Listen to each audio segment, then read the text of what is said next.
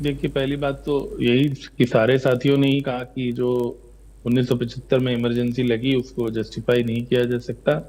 और उसमें कांग्रेस के जो साथी हैं वो भी शामिल हैं, तो इसमें तो कोई दो राय रही नहीं। दूसरी बात रही संविधान। देखिए, हमें जैसा भी माहौल हो, हमें ये आशा रखनी चाहिए कि हमारे देश का जो संविधान है उसने पिछले 75 वर्षों में वो एक टेस्टेड संविधान है। बहुत सारे देश ऐसे हैं जो हमारे साथ आजाद हुए या हमसे बाद में आजाद हुए या हमसे पहले आजाद हुए, और वो अपने यहाँ पर लोकतंत्र को उस दृष्टि से नहीं बचा पाए, और हम्म। वहाँ या तो मिलिट्री रूल हो गया या वहाँ पर तानाशाही हो गई या देश टूटे भी, ऐसे भी उदाहरण हमें मिल जाते हैं। एक तो हमें ये विश्वास रखना चाहिए कि जो हमारे संविधान है वो आगे भी हमारे देश को दिशा देने का काम या हमारे देश में जो लोकतंत्र है उसको बचाने का काम करता रहेगा। अब आई जो आरोपों की बात कि जो आप कह रही हैं कि भाई अघोषित वाली बात है, या जो हमारे साथी कह रहे थे, इसमें कोई दो राय नहीं कि हर सरकार के निर्णयों को लेकर आलोचना हो सकती है। और अल्टीमेटली हम्म। जहां तक लोकतंत्र में कहते ही है, लोकतंत्र लोगों का तंत्र है, बाय द बिल्कुल। पीपल है, फॉर द पीपल है, तो वो लोग तय करते हैं। अब दिक्कत ये है कि ये सारी बातें होने के बावजूद जो आलोचना होती रही है पिछले 12 वर्षों की, उसके बावजूद जो चुनाव आते हैं तो उसमें भारतीय जनता पार्टी को सफलता मिलती रही है। 24 में जब उनको एक बड़ा झटका लगा, 19 में नहीं 24 में, जब संविधान का एक बड़ा मुद्दा बना, और हम्म। उसके बाद जो है वो गठबंधन पे मजबूरी हुई, गठबंधन की सरकार चली। उसके बाद के भी जो वर्ष आए उनमें जो चुनाव हुए उसमें फिर से उन्होंने रीगेन कर ली स्ट्रेंथ। और जैसे अभी बिल्कुल। बताया ओंकार जी ने कि बहुत सारी रीजनल पार्टीज और बहुत सारी और पार्टियों में लगातार एक बड़ी टूट देखने को मिली है, वो बचा नहीं पाई। और स्थितियां फिर यही है कि भले ये जो पीछे डिलिमिटेशन वाला, जब वुमेन रिजर्वेशन वाला बिल था, वो गिरा संविधान, क्योंकि संविधान संशोधन करने के लिए जितना हम्म। बहुमत चाहिए था वो भारतीय जनता पार्टी की जो सरकार है या एनडीए की जो सरकार है उसके पास नहीं था।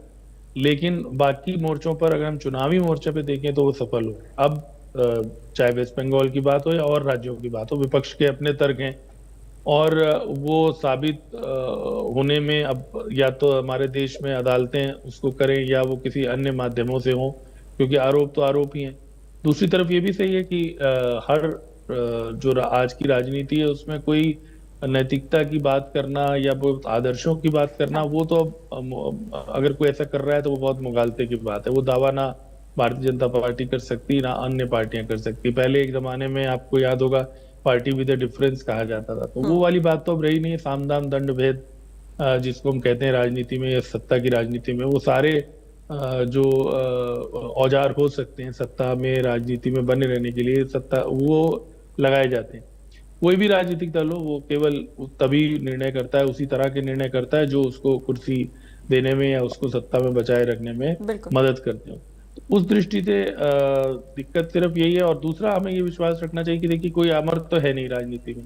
तो पार्टियां आती है जाती हैं। अगर आज भारतीय जनता पार्टी के 15 साल, अब आप मान के चलो कि लगभग तय हैं 3 चुनाव, अगर हम मान के चलें, हम्म। 14, 19 और 24 वाला, तो उससे पहले 4 और 9 में कांग्रेस भी जीती थी 10 साल, वो भी सत्ता में रहे हैं। तो कोई ऐसा कहे कि जी वो बहुत बड़ा फर्क आ गया है, हम्म। ऐसा तो है नहीं। वो भी 10 साल राजनीति में थे, सत्ता में थे, और अब ये है। तो अगला जब चुनाव होगा तो फिर एक अवसर हो सकता है।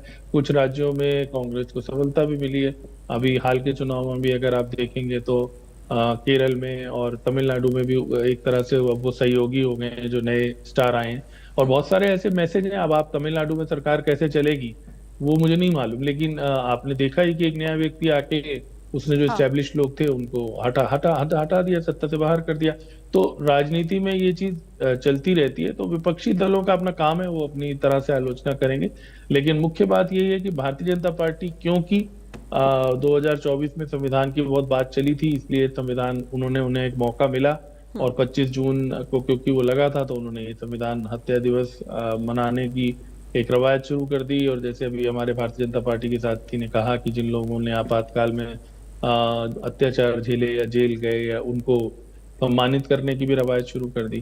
तो वो एक प्रतीकात्मक तौर पर काउंटर ऑफेंसिव जिसे कहते हैं भारतीय जनता पार्टी की, जब भी आप राजनीति देखेंगे तो जो हम लोग सुनते रहते हैं कि offence is the best defence, कि हाँ। आप आक्रमण करें वही सबसे अधिक बचाव है, तो वो रहती है। तो वो हमेशा आक्रामक राजनीति पिछले सालों में कर रहे हैं।